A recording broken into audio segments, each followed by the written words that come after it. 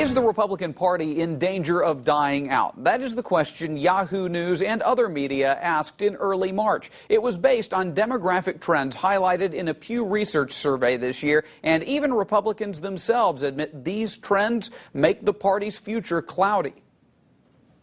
It certainly is a challenge. That's Indiana's Republican chairman talking about the Census Bureau's prediction that, for the first time ever, the U.S. population will be majority non-white in 2043, when today's adult millennials will be in their 40s, 50s, and 60s. They want to truly believe that the best years are ahead of them.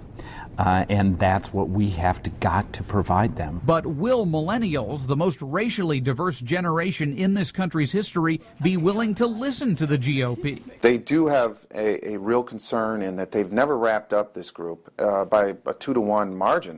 They're down usually, and so it does bode unwell for them. Especially when you consider that non-white millennial adults just do not appear to trust Republicans. According to Pew Research, about half of non-white millennials, like their white counterparts, consider themselves political independents. But among the remainder, 37% identify as Democrats and only 9% as Republicans. I think the Republican Party is moving away from our younger generation by focusing on things that are out of touch and old-fashioned. For evidence, Indiana Democratic Chairman John Zodi says to look no further than this year's Republican-controlled Indiana General Assembly. Lawmakers okayed the first step in a 3-step process that could soon result in a constitutional ban on gay marriage when more than 2/3 of millennials support same-sex marriage. Not to speak for them, but I think you have to meet them where they are. So does that mean the Republican Party needs to do an about-face and broadly support social causes that are wildly popular among millennials, like gay marriage and legalizing marijuana? Just winning election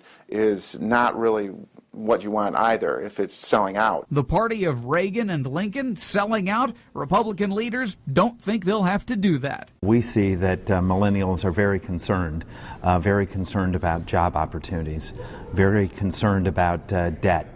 And a government that lives within its means. And as a result, very much align with the Republican agenda. With so many millennials weighed down by massive college debt and facing a bleak job market, Indiana GOP Chair Tim Berry may be onto something. Bradley, a 21-year-old millennial in Fort Wayne, says he is socially liberal and leans Democratic, but when we asked him which issues are most important, the first words out of his mouth were, I think smart spending, balancing a budget, making sure that we're not being frivolous with our spending. Those talking points have probably been in the playbook of every prominent Republican since Eisenhower, which leads political experts like IPFW's Mike Wolfe to say, just because the skies are darker for Republicans doesn't mean that that's always going to be that way.